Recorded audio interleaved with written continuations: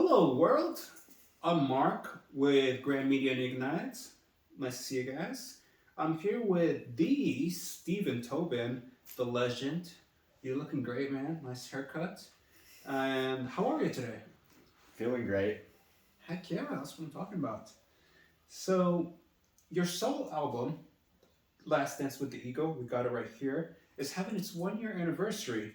And I'm sure everyone wants to know uh, what makes it so special. The inspiration, the meaning, the story. And yeah, let's start with your intro. First of all, Last Dance with the Ego, I took a lot of heavy inspiration from the Puss in Boots movie, The Last Wish. Shout out, that is a great movie. Oh yeah, and you can see it. You can see the similarity more or less in the album cover, and I also took inspiration from these memes of the movie. Yeah. Susan Doots. Susan did some. Nice. And yeah, that's like basically a 30-second intro track of like Spanish flamenco vibes. It's like to show like where the idea Last Dance with the Ego started.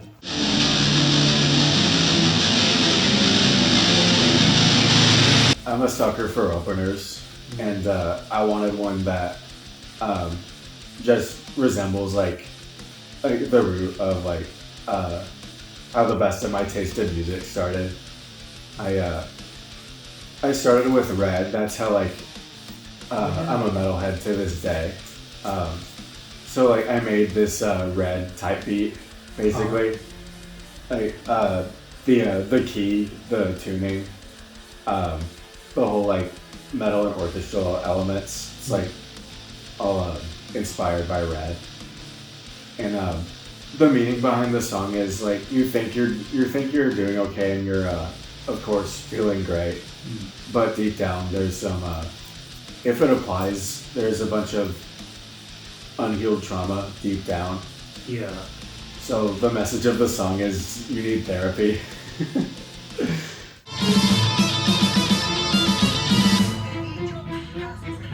The stress response is, as the title implies, is about anxiety. It goes deeper than that. I took a classmate from college out to lunch. Yeah. And before that, my hands were just in so much pain because like my nerves were shot. Yeah.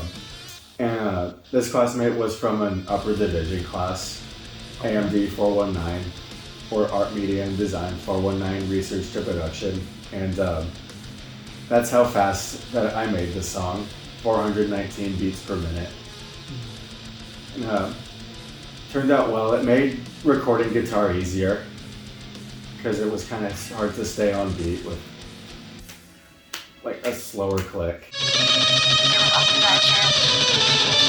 This one probably has the deepest, darkest meaning out of all the songs, and it definitely sounds like the scariest. Oh, okay.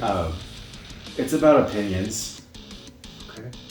Like how social media just convolutes everything and just acts like they're right. Like take YouTube tutorials for example. Like your guitar tone sucks. Do this instead. Yeah. Like you've got to talk like this. You've got to act like this. You gotta stay in that Like box frame. women are more attracted to men like with mullets. Women are more attracted to men with baseball caps, like stuff like that. And you'll hear in the beginning like a sample from Billie Eilish. Oh yeah. And the heck was that? What's that? Billie Eilish said in an interview, "You give an ugly guy a chance, he thinks he rules the world." That right there is a fallacy. And people are gonna hate me for this, but I don't care. People like her just don't deserve all the fame that they're getting if they're gonna just put down people like that. Yeah, that's the thing when it comes to when people get really up there in fame and popularity, unfortunately, is that whatever they say is they get that influencer status, which is so weird. And people just, they, assume that that's the truth. That's why it's important to make our own opinions. Intrusion was the second single of my solo artist journey, Okay. and it was a really fun one to write. You'll hear a bunch of my screaming in there. Nice. And that one definitely took inspiration from sᴜŒs, like how Vo Memes does like these obnoxious edits that are out of this world. And on one of the videos, I just completely lost it. Oh, did you? Watching it, yeah. And yeah, that's how Intrusion came to be. Okay. And last minute before I released the single, I decided the hidden meaning would be about scammers. You'll hear Morse code in every song, Yeah. and while I don't know the translation of every single one, I do know this one. It's give them the death sentence, because I wish nothing short of the worst upon scammers. A Right to Decide is about indecision, which I've struggled with a lot throughout my life.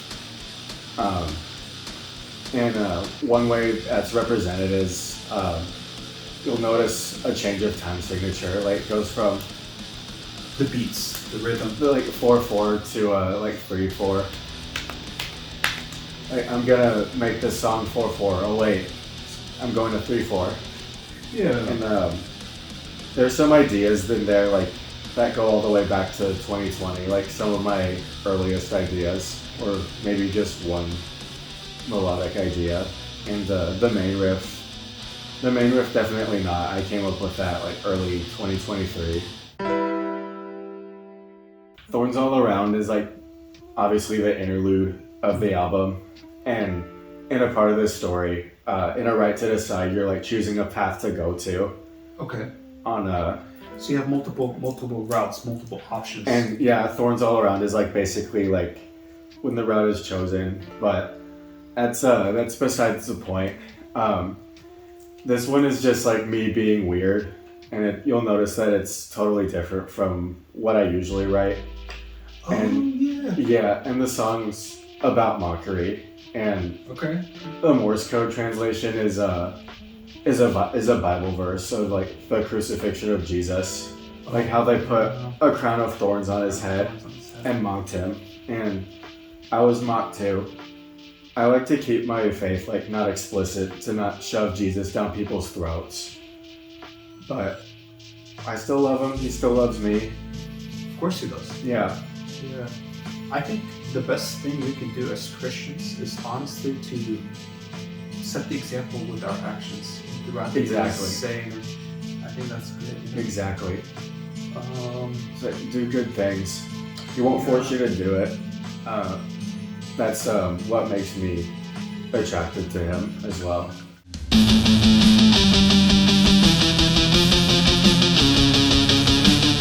Crave Release is another one of those deeper and darker songs, and it even sounds scary as well. And I don't like to make the titles of my songs self-explanatory. Yeah. Like I try my best not to. I kind of fail with this one. I don't know, but it's about addiction to a certain sort of media and action. Yeah, I And- get you. It's also about how AI is, the way I see it, is an abomination in the eyes of the Lord only when it comes to like art and music. Yeah, it's unfortunate. We definitely stand against AI. Like, In that, only in that you can use it to like, for work, writing documents for like work assignments or homework assignments. But for art, like yeah, I see it. I still see it to this day as a threat, and you'll hear like in the Very much so. when the song changes tempo in the middle, you'll hear this reversed whisper from me, "Fuck you, AI." Yeah. And even the Morse code translates to that. Yeah, here's what I gotta say to people that program AI. Like, guys and gals, like dudes, seriously, just develop AI that would help humanity, not destroy humanity, not take away jobs, not take away the creativity. Like, where's the AI that does my taxes, dude? Like, come on. And AI is not going to replace love either. No, it won't. It won't replace love. Same thing with robots. That won't ever replace the human connection.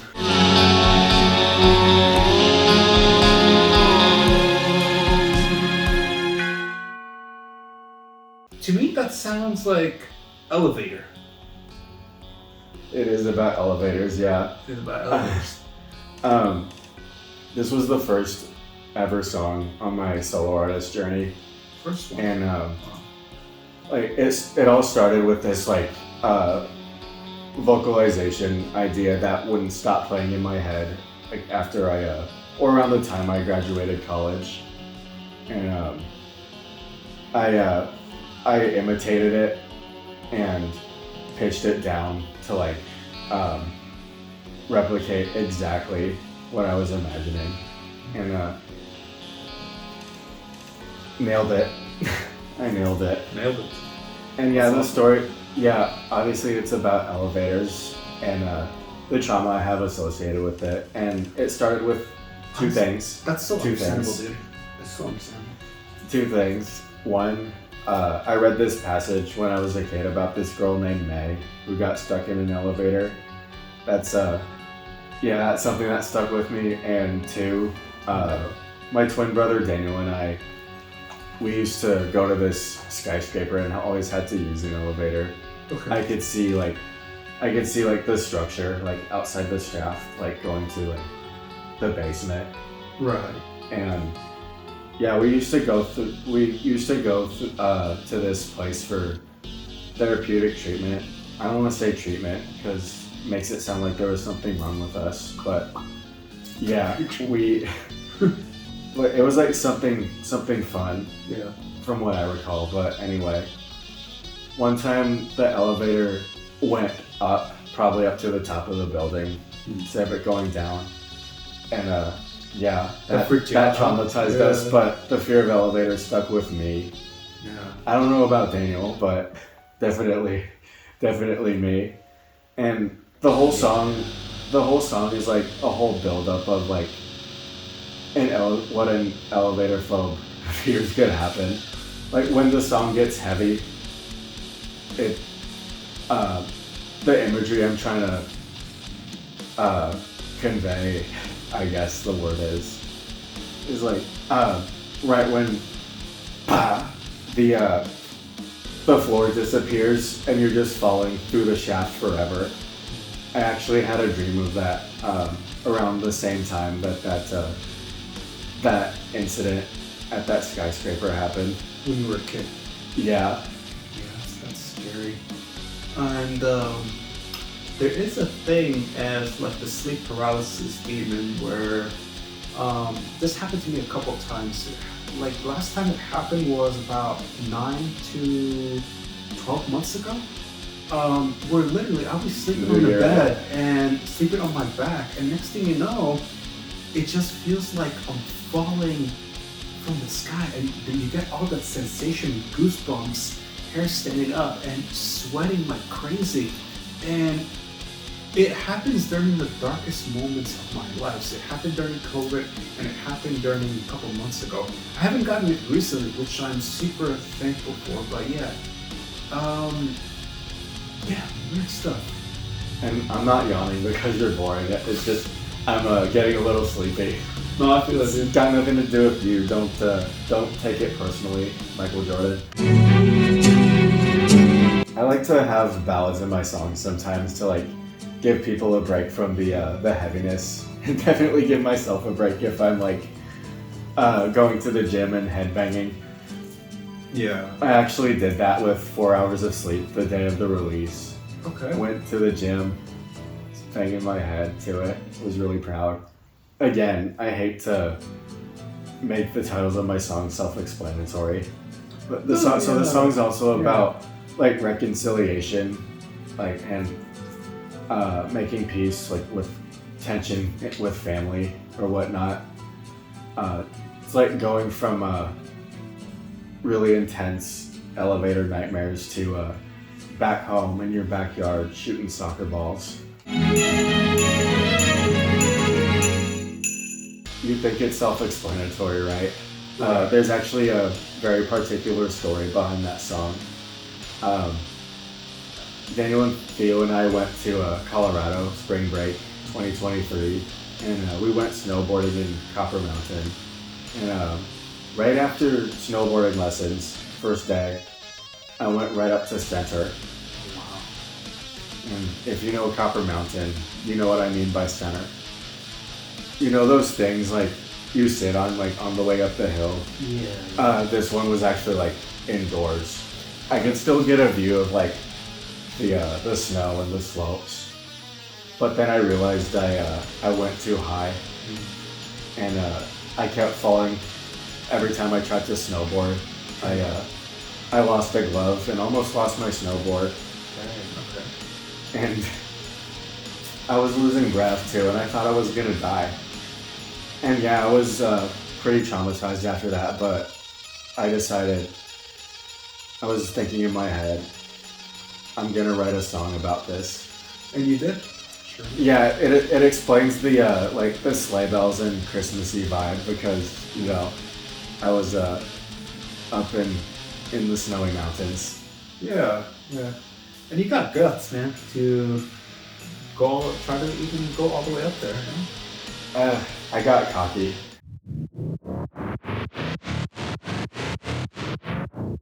Looking Fear in the Eyes is the title track without being the title track. It's like the cornerstone of the album.